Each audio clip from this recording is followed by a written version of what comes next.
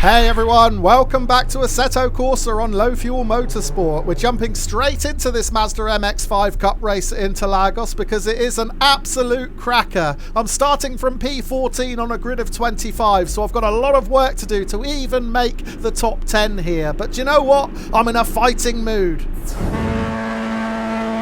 And it's go, a jump start for Daniil Gerasimov in P11 and an equally bad start for Mark Padra alongside him. It's not safe for me to move out into the middle, so I'm going to try and squeeze between Padra and the pit wall. It looks like I may have done it, but I'm going to have to be really careful coming into turn one. Got to avoid that curb on the inside. If I clip that, this Mazda will be going sideways. We've got through it okay though, still side by side with Padra in that red Mazda, but it looks like I may have finally shaken him off.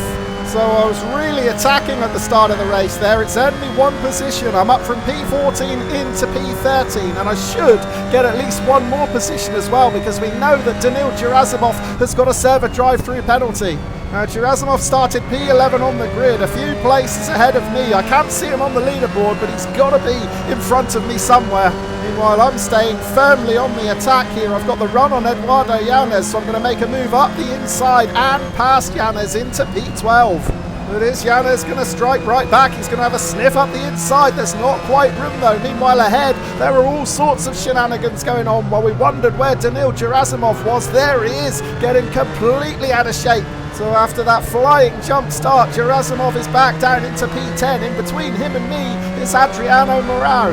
So it's Gerasimov in 10th, Morao in 11th, me in 12th, and right behind me, Yanez, putting me under all sorts of pressure through this section. Yeah, it looks like I've got my hands full with Yanez. He's going to have another look up the inside through this left-hander. I'm just about far enough ahead to hold on to the position, but Yanez is looking like he means business here into the final turn. We're approaching the end of the opening lap of this 20-minute race at Interlagos, and there's contact. I'm amazed it's taken this long, but I just got a little nudge there from Yanez behind. Now I might actually get done for pace down this straight, because there is a lot of extra speed to be picked up from a tow. I don't think I'm close enough to get any from Morao, but look at the two cars behind me. They are going to breeze past me here. Yanez using the tow from me, and then in turn Padra using the tow from Yanez, and the pair of them have got past. So after all that hard work on lap 1 to get up into P12, I find myself back down where I started in P14. However, now the tables have turned, because as we come onto the back straight here, it is going to be me who picks up the tow. And Yanez actually was a little bit sluggish out of that corner, so Padre has got past him already, and I'll use Padre to pull me past Yanez as well. Now, can I make it a double swoop? Because I've certainly got the run on Padre here. I'm going to move to the inside. Can I get the job done into this left-hander? Will I throw it in? Just a little bit too hot there. That could have been messy. As it was, Padre read it perfectly. Just hung it out a little bit wider there, then he used the switchback to dive up the inside and take the position back. I'm under pressure now as well from Filippo Viscardi.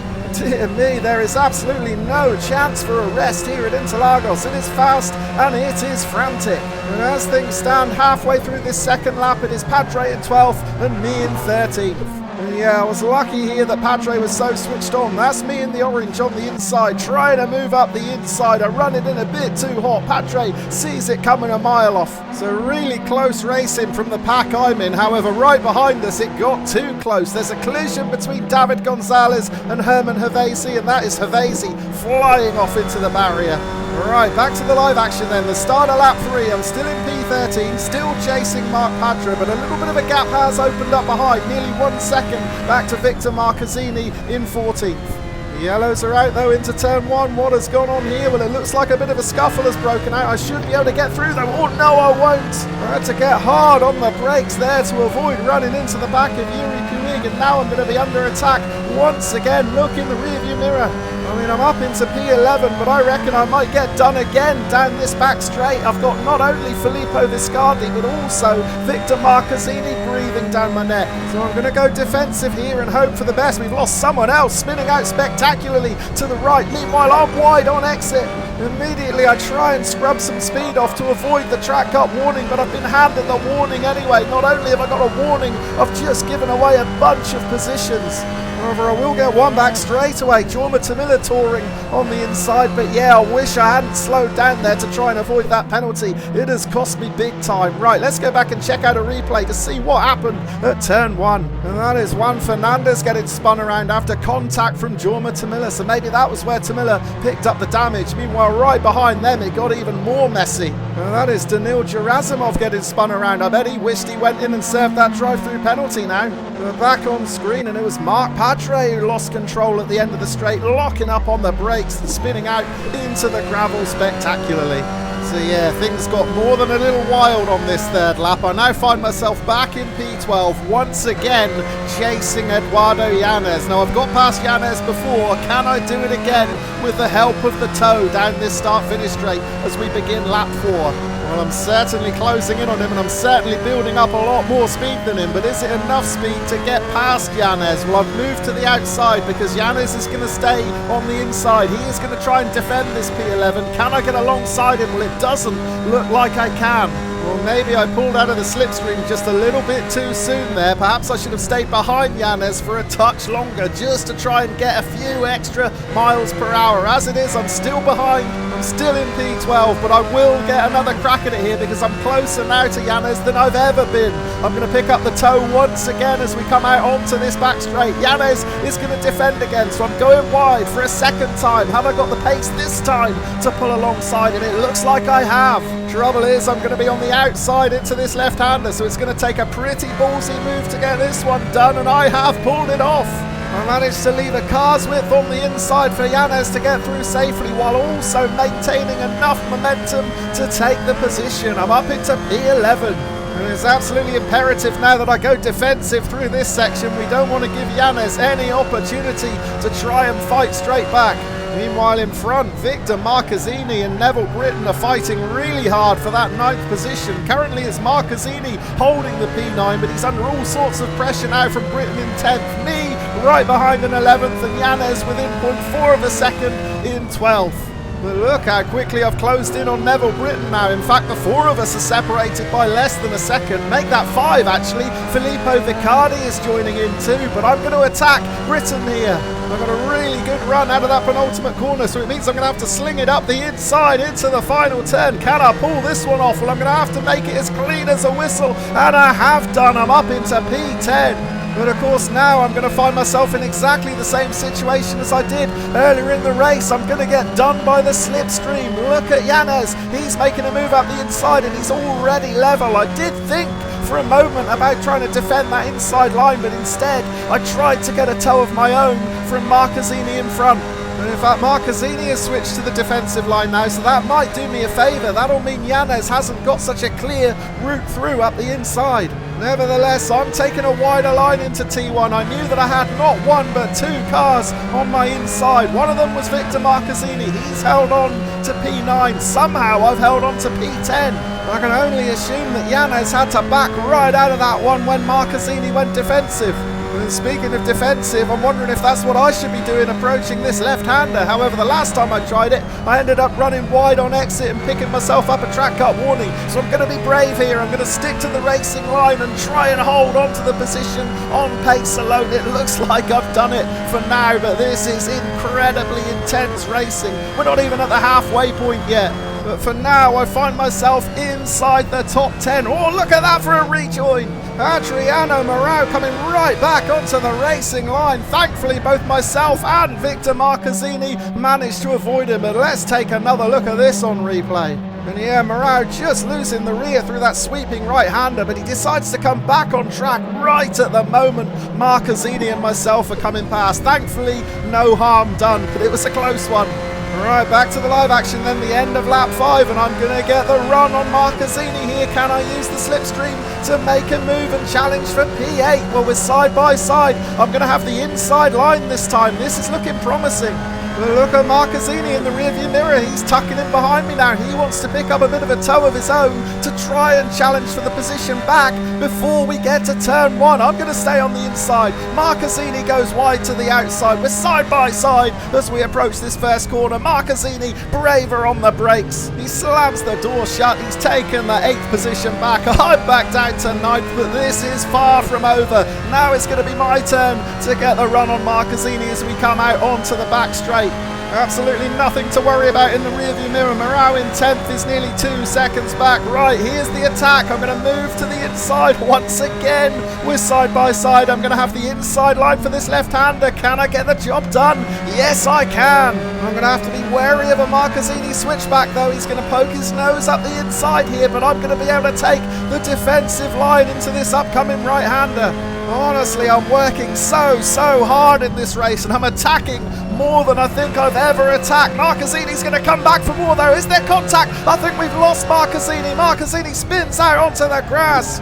And yeah, thankfully there wasn't contact. Marquezine was caught out by the inside curb. He just rides it there, loses control, and that sends him out onto the grass. He manages to hold on to it, but it has cost him a good couple of seconds. Now, as soon as I took that P8, an alert came up on screen to tell me that Christian Carrasco ahead in P7 has been handed a drive-through penalty. There goes Carrasco into pit lane.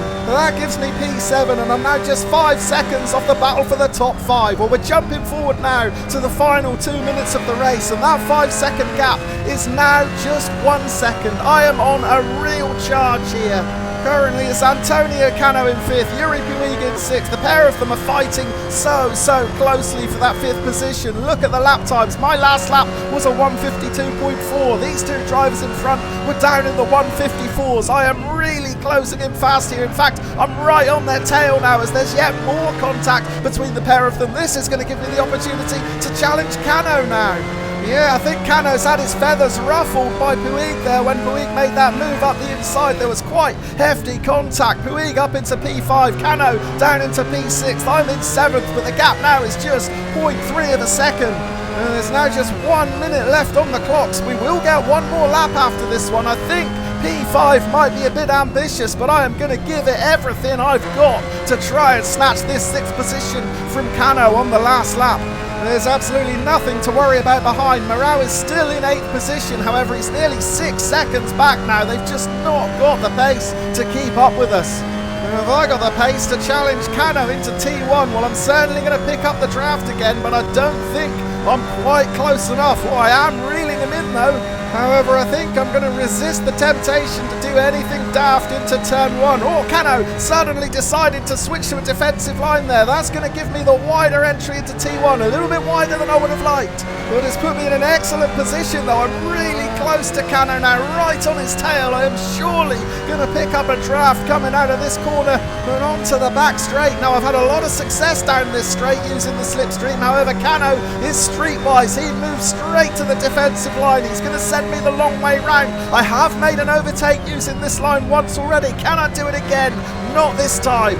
So I'm going to have to come up with another game plan here, but I am still within striking distance, just 0.1 of a second. Cano still staying defensive. That means once again I'm sent to the wider line. I'm going to have to try and carry some extra momentum around the wider sweeping line through this right-hander. Can I challenge up the inside? Again, I'm not quite close enough. I switched to the outside instead. It's the only place I've got to go, really.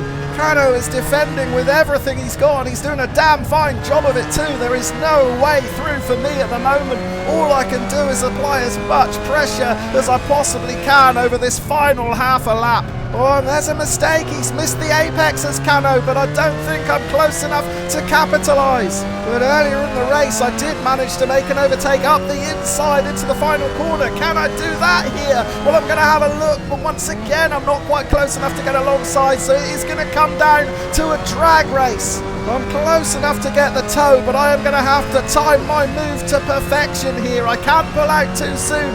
I have got to get every extra mile per hour that I can here. Not yet, not yet. Right now, let's go. Go, go, go. I am flat out here. I'm keeping one eye on the radar because that is going to tell me whether I've done enough to get past Cano. It's tight, but I've done it. P6. And yeah, if you want to know just how close it was, look at this picture. That's all that separated us at the finish line. Wow, simply wow. I think I might have just had my race of the year. From qualifying down in P14, I raised my game in that one. I attacked like I've never attacked before, and I've ended up P6. Not only that, my rating is now over 1.7k for the first time. That means a silver license in Low Fuel Motorsport. However, right now, all I need is a coffee, a strong coffee. Thank you ever so much for watching. I'll see you again soon. Loved this one. Absolutely loved it.